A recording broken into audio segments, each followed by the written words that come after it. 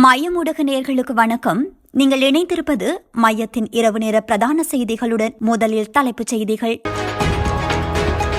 நீதிமன்றத்திற்கு செல்லும் வழியில் விபத்து, போலீஸ் அதிகாரி பலி. யாழ் தையிட்டியில் மக்கள் போராட்டம், பெருகும் ஆதரவு. நாளைய மின்வெட்டு தொடர்பில் வெளியான புதிய அறிவிப்பு. சமையல் எரிவாயு சிலிண்டர் வெடித்து 2 மருத்துவமனையில். அனுர அரசின் அதிரடி, மஹிந்தவின் மகன் யோசிதவுக்கு எதிராக வழக்கு. தமிழர் பகுதியில் இளம் குடும்பஸ்தர் சடலமாக மீட்பு. காசாவில் சிறை வைக்கப்பட்டுள்ள பணைய கைதிகள், டிரம்பின் அதிரடி தீர்மானம். கவுதமாலாவில் பயங்கர விபத்து, பள்ளத்தாக்கில் பஸ் கவிழ்ந்து 51 பேர் பலி. அமெரிக்காவில் 2 விமானங்கள் மோதி விபத்து, பலர் காயம். தொடர்வென விரிவான செய்திகள்.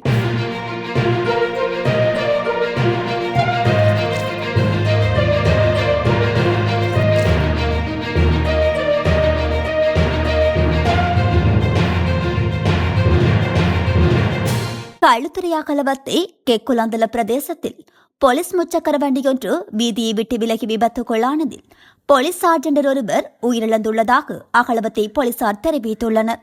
புலத் சிங்கள போலீஸ் நிலையத்தில் கடமையாற்றும் போலீஸ் சார்ஜெண்டர் ஒருவரே இவ்வாறு உயிரிழந்துள்ளார். பிடியாணை பிறப்பிக்கப்பட்ட நபர் ஒருவரை போலீஸ் முச்சக்கர வண்டியில் நீதிமன்றத்திற்கு அழைத்துச் செல்லும் போதே குறித்த விபத்து இடம்பெற்றுள்ளதாக போலீசார் தெரிவித்துள்ளனர். விபத்தின் போது முச்சக்கர வண்டியில் பயணித்த போலீஸ் கான்ஸ்டபிளும் 52 வயதுடைய பிடியானை பிறப்பிக்கப்பட்ட நபரும் காயமடைந்துள்ள நிலையில் சிகிச்சைக்காக பிம்புர வைத்தியசாலையில் அனுமதிக்கப்பட்டுள்ளனர். முச்சக்கர வண்டியை செலுத்திச் சென்ற போலீஸ் கான்ஸ்டபிளும் ஏற்பட்ட திடீர் சுகையினம் காரணமாக இந்த விபத்து இடம்பெற்றுள்ளதாக போலீசார் மேலும் தெரிவித்துள்ளனர்.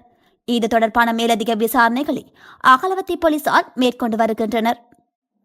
யாழ்ப்பாணம் தையிட்டியில் திஸ்ஸ ராஜமகாவிகாரை அமைந்துள்ள மற்றும் அதனைச் சூழவுள்ள தமது காணிகளை மீள கையளிக்க கோரி காணி உரிமையாளர்களின் போராட்டம் ஆரம்பமாகியுள்ளது.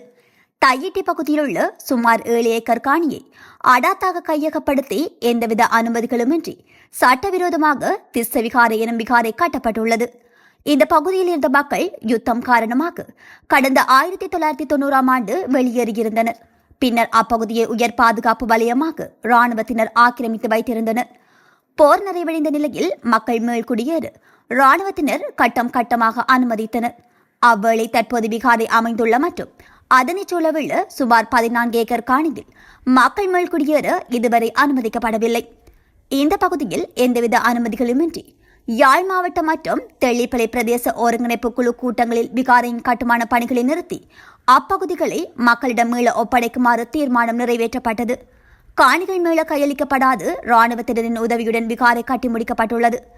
இந்த நிலையில் யாழ் தையிட்டி திஸ்ஸ ராஜமகா விகாரை அமைந்துள்ள மற்றும் அதனைச் சூழவுள்ள தமது காணிகளை மீள கையளிக்க கோரி காணி உரிமையாளர்கள் இன்றும் நாளையும் தொடர் போராட்டத்தில் ஈடுபடவுள்ளமை குறிப்பிடத்தக்கது.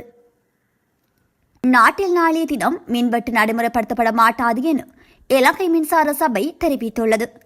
தற்போதைய மின்சார தேவையை நிர்வகிக்க முடிந்ததால் இந்த தீர்மானம் மேற்கொள்ளப்பட்டுள்ளதாக சபை தெரிவித்துள்ளது. நாடு முழுவதும் இன்றும் 90 நிமிட மின்வெட்டு நடைமுறைப்படுத்தப்பட உள்ளதாக இலங்கை மின்சார சபை அறிவித்துள்ளது.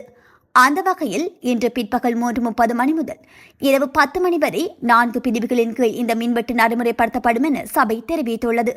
மின்சார சபையால் அறிமுகப்படுத்தப்பட்ட இணையதளத்திற்கு பிரவேசிப்பதன் மூலம் மின்வெட்டு நேரங்களை அறிந்து கொள்ள முடியும் மற்றும் பாவனையாளர்கள் கணக்கு எண்ணை 1987 என்ற எண்ணிற்கு குறுஞ்செய்தியூடாக அனுப்புவதன் மூலமும் மின்வெட்டு நேரங்கள் குறித்து அறிந்து கொள்ளலாம் என்று இலங்கை மின்சார சபை தெரிவித்துள்ளது. நாடு முழுவதும் கடந்த ஞாயிற்றுக்கிழமை ஏற்பட்ட மின்வெட்டு மக்கள் மத்தியில் அதிர்ச்சியையும் விமர்சனங்களையும் ஏற்படுத்தியுள்ளது. அரசு தரப்பு மின்வெட்டுக்கு காரணம் குரங்கு என்றும் பின்னர் நுரைச்சீலை ஏற்பட்ட பழுது என தெரிவித்தாலும் தொழில்நுட்ப வல்லுநர்களின் கருத்துக்கள் மாறுபட்டதாகவே அமைந்துள்ளது. இந்த நிலையில் இன்று முதல் மின்வெட்டு நடைமுறைப்படுத்தப்பட உள்ளதாக சபை அறிவித்துள்ளது. நுரைச்சோலை நிலக்கரி அனல் மின் நிலையத்தை அடுத்த வெள்ளிக்கிழமைக்குள் தேசிய மின் கட்டமைப்புடன் சேர்க்க எதிர்பார்த்துள்ளதாக இலங்கை மின்சார சபை தெரிவித்துள்ளது. நுரைச்சோலை நிலக்கரி அனல் மின் நிலையத்தில் மின் உற்பத்தி நடவடிக்கைகள் விரைவில் ஆரம்பிக்க முயற்சிகள் மேற்கொள்ளப்பட்டு வருவதாக அதன் ஊடக பேச்சாளரும் கலனி திஸ்ஸ இணைந்த சுழற்சி மின் நிலையத்தின் தலைமை பொறியியலாளருமான தம்மிக்க விமலரத்ன தெரிவித்துள்ளார். இருப்பினும் குறித்த மின் உற்பத்தி நிலையம் தேசிய கட்டமைப்புடன் இணைக்கப்படும் வரை மின்சார விநியோகத்தில் இடையூறுகள் ஏற்படக்கூடும் என்று தம்மிக்க விமலரத்ன மேலும் குறிப்பிட்டுள்ளார். காதிர்காமம் கடற்படை விடுதியில் தங்கியிருந்த இருவர் எரிவாயு சிலிண்டர் வெடித்ததில் காயமடைந்து மருத்துவமனையில் அனுமதிக்கப்பட்டுள்ளதாக போலீசார் தெரிவித்துள்ளனர். இந்த எரிவாயு சிலிண்டர் இன்று காலை 8:30 மணியளவில் வெடித்துள்ளது. மாத்தறை சக்கந்துர பகுதியைச் சேர்ந்த 32 வயதுடைய பெண்ணும் 36 வயதுடைய ஆணும் எரிவாயு சிலிண்டர் வெடித்ததில் காயமடைந்துள்ளனர். காலை உணவை தயாரித்துக் கொண்டிருந்த போது எரிவாயு சிலிண்டர் வெடித்ததாக போலீசார் தெரிவித்துள்ளனர்.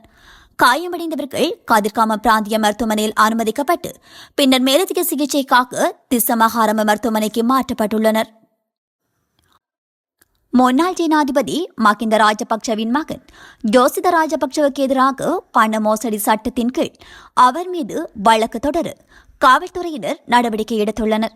2016 ஆண்டு முதல் நடத்தப்பட்ட விசாரணைகளுக்கு அமைய ஜோசித ராஜபக்சவுக்கு பணம் எவ்வாறு கிடைத்தது என்பது குறித்து நியாயமான விளக்கத்தை வழங்க தவறியதால் இந்த நடவடிக்கை எடுக்கப்பட்டுள்ளதாக குறிப்பிடப்பட்டுள்ளது. அதன்படி இந்த பணம் நிலையான வைப்புகள் மற்றும் வங்கி வைப்புகளில் முதலீடு செய்யப்பட்டிருப்பதும் இந்த கணக்குகள் டெய்சி போரஸ்ட் என்ற நபருடன் கூட்டு கணக்காக பராமரிக்கப்பட்டு வருவதும் விசாரணைகளில் தெரியவந்துள்ளது. இந்த நிலையில் குறித்த வழக்கில் டெய்சி போரஸ்ட் என்ற பெண்ணையும் சந்தேக நபராக பெயரிடுமாறு சட்டமா அதிபர் காவல்துறையினருக்கு அறிவுறுத்தியுள்ளார். அதன்படி ஜோசித ராஜபக்ஷ மற்றும் டெய்சி போரஸ்ட் என்ற பெண்ணுக்கு எதிராக இன்று கடுவல நீதவான் நீதிமன்றத்தில் பண மோசடி சட்டத்தின் கீழ் சந்தேக நபர்களாக வழக்கு தாக்கல் செய்ய காவல்துறையினர் நடவடிக்கை எடுத்துள்ளனர்.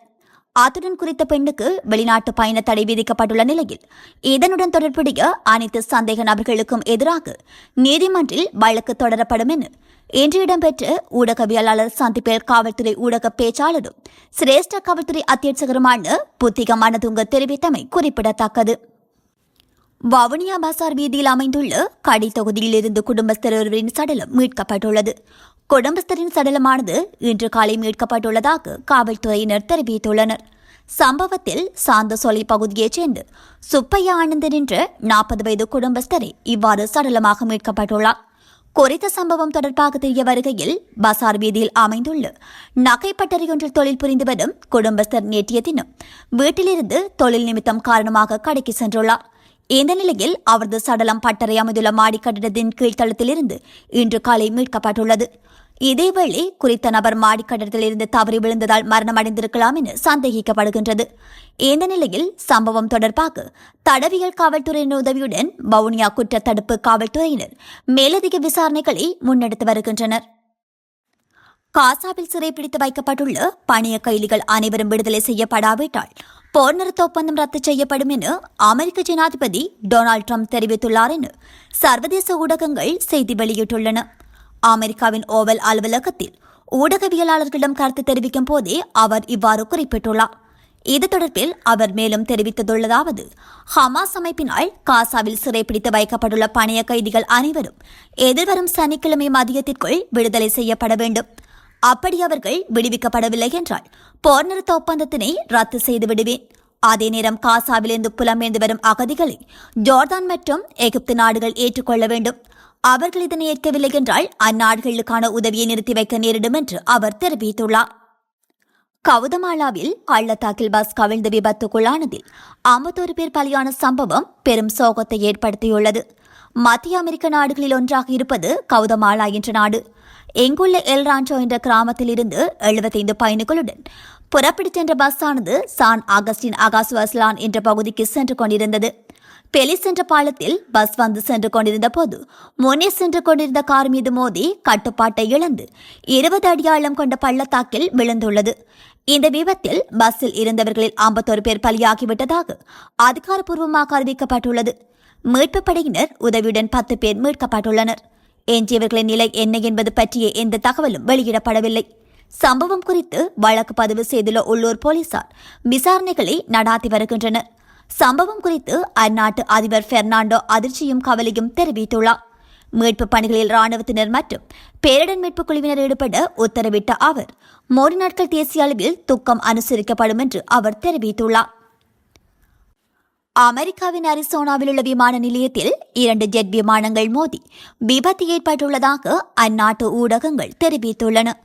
விமான நிலையத்தில் தரையிறங்கும் போது ஒரு ஜெட் விமானம் ஓடு பாதையில் இருந்து விலகி விமான நிலையத்தில் நிறுத்தப்பட்டிருந்த மற்றொரு ஜெட் விமானத்துடன் மோதியதில் குறித்த விபத்து ஏற்பட்டதாக வெளிநாட்டு ஊடகங்கள் செய்தி வெளியிட்டுள்ளன. விமானத்தின் தரையிறங்கும் கியர் தரையிறங்கும் போது செயலிழந்தது. இதனால் விபத்து ஏற்பட்டதாக தெரிவிக்கப்படுகின்றது. இந்த விபத்தில் ஒருவர் உயிரிழந்துள்ளார். மேலும் பலர் காயமடைந்து மருத்துவமனையில் அனுமதிக்கப்பட்டுள்ளனர். சம்பவம் குறித்து அந்நாட்டு பாதுகாப்பு படையினர் விசாரணைகளை ஆரம்பித்துள்ளதாக தெரிவிக்கப்படுகின்றது. அதேவேளை அமெரிக்காவில் கடந்த மாதத்திலிருந்து இதுவரை 5 விமான விபத்துகள் சம்பவங்கள் பதிவாகியுள்ளமை குறிப்பிடத்தக்கது. இத்துடன் மையத்தின் இரவு நேர பிரதான செய்திகள் நிறைவு பெறுகின்றன. நன்றி.